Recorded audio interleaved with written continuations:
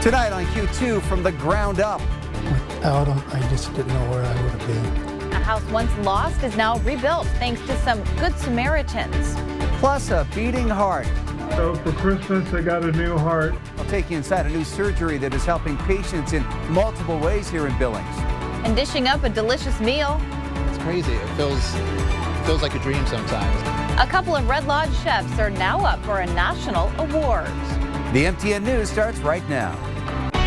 From Montana's news leader, this is the MTN 530 News. Good evening, everyone, and thanks for joining us on this Thursday. I'm Russ Riesinger. And I'm Andrea Lutz. Tonight we are learning 300 Montana families say their homes are still in need of major repair. The extensive damage still felt roughly 8 months after devastating and historic flooding in towns and cities across southeastern Montana.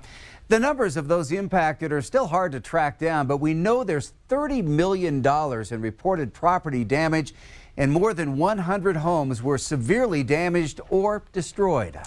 One of those homes lost was in Fromberg. But now, thanks to some kindness from the Mennonite and Amish communities, a 76-year-old man has a new house. Haley Monaco has the story.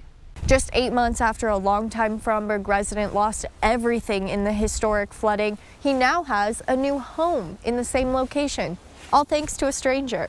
I just think it's a neat little house. Being the first home next to the river in Fromberg, 76-year-old Larry Richardson wasn't surprised by the amount of damage his home endured in June's flooding. Well, I pretty much got wiped out from one end to the other. But even so, it was a devastating day. Richardson grew up in the home and purchased it in the 80s, and in a matter of hours, floodwaters left it uninhabitable. About 4 days after the flood, there was probably still a foot of water out here, and a guy pulled in a pickup, and he told me that he was going to help me. He said he wasn't going to forget me. He was going to help me. That man was Floyd Yoder, a complete stranger. Yoder is a member of the Mennonite community, and he kept his promise by building Richardson a new home. January 9th, they came in and started building.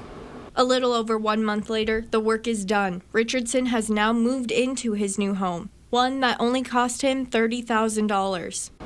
Can't put it into words how thankful that Floyd showed up in my yard.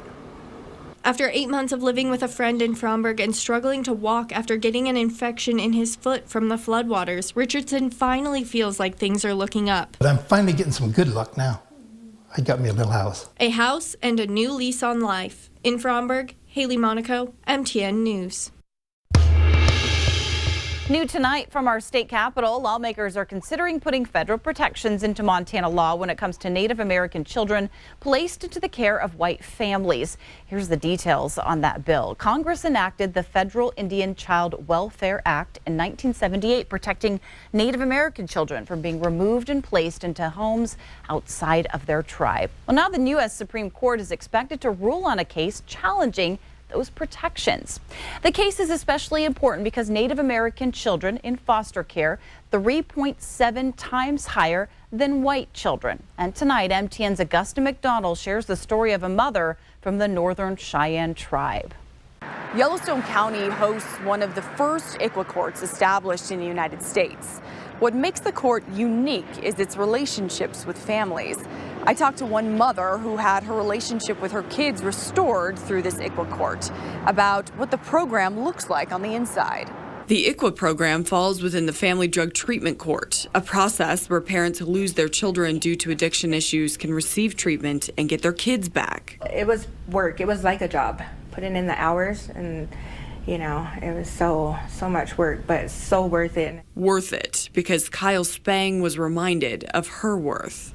I don't have to do these things. I get to do these things was my attitude with all of that because I got to get my life back. I got to be the mom that I always was meant to be, and the great person. I'm strong and, I get to dream dreams now and, make goals and achieve those goals. She's already achieved so much, like getting Shad back in her life, the youngest of her 5 kids. So that just made me more motivated because I had this little life to take care of that was just with me. The Indian Child Welfare Act ensured that Shad was placed with Kyle's Northern Cheyenne relatives while she was receiving help. For my son to be with my family and have that cultural component is very important. Tribal advocates play an active role in the treatment and reunification process.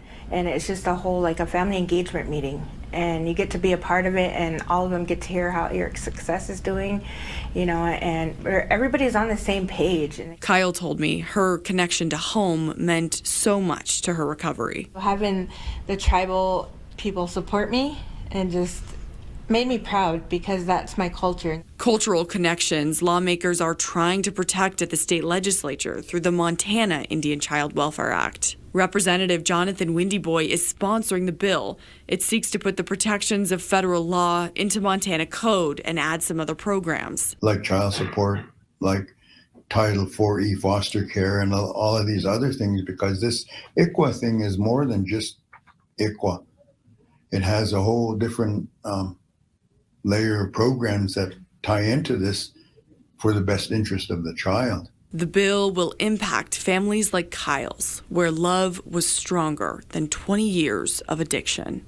So what do you hope for Shad? For Shad, I hope that, you know, my parenting, I get to be involved and do things and be there and nurture him and love him. I get to do with him what I never got to do with my other kids. Well, we're still talking about wind around the usually wind-prone areas. Livingston out towards Nye, Fishtail, the Big Timber area. Gusts overnight into tomorrow could hit as high as 55 to 65 miles per hour, and that's still going to cause some hazardous profile vehicles and for towing units as well. Certainly use a lot of care along I-90. But then we're going to start to shift gears as we get into the coming days. Check out the temperatures. They're fairly consistent through Monday, and then it gets sharply colder. We could be looking at single-digit highs, or even some days where temperatures will stay below zero all day long, and that's going to come in with some snow. So for now, we'll be talking about the winds, especially closer to the mountain foothills, right on through tomorrow morning. They start to taper off by later into the afternoon. Another round of showers starts to move in Saturday. That'll be areas to the west of Billings, and then widespread snow and some very cold temperatures. A lot of weather to talk about. Complete forecast is coming up. February is National Heart Month, and a Sheridan, Wyoming man is thanking advances in heart surgery for a quick recovery. St. Vincent Hospital here in Billings is now using robotic-assisted surgery to repair heart valves, keeping heart patients much closer to home. I talked to one of the first patients to have the procedure here and the surgeon who performed that operation.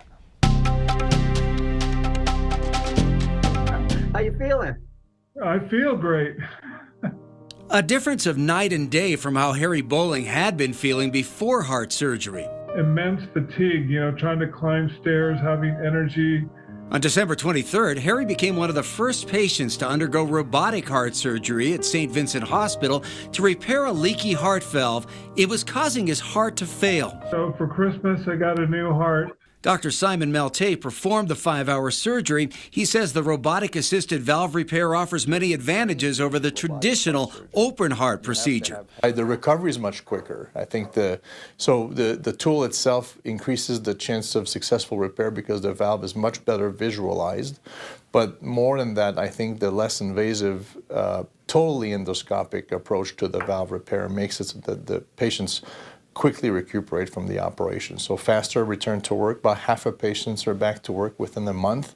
In the robotic procedure, a number of small incisions are made to insert robotic arms, cameras, and instruments without having to completely open up the chest.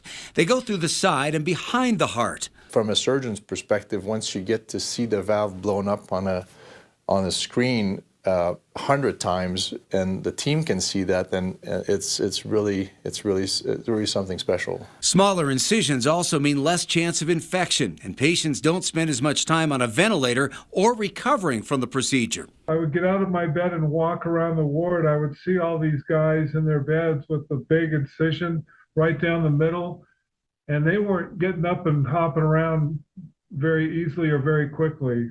And I give them the thumbs up, like hang in there. But I was able to get out of bed and move pretty quickly after the operation. Less than 2 months after getting his heart repaired using robotic surgery, Harry's well on the road to recovery. And now I'm gaining new energy every day. I'm going to cardio rehab Tuesdays and Thursdays. And the results have been so fantastic, I just can't get over it. Still to come on the MTN 530 News on Q2, a Red Lodge chef is up for a national award. We'll head out to our Out and About and dish up a tasty story coming up next. And in sports, playoff madness begins on basketball courts around Montana this week. We'll head to Columbus for the 6C district tournament. The highlights on the way. The MTN 530 News continues right after this.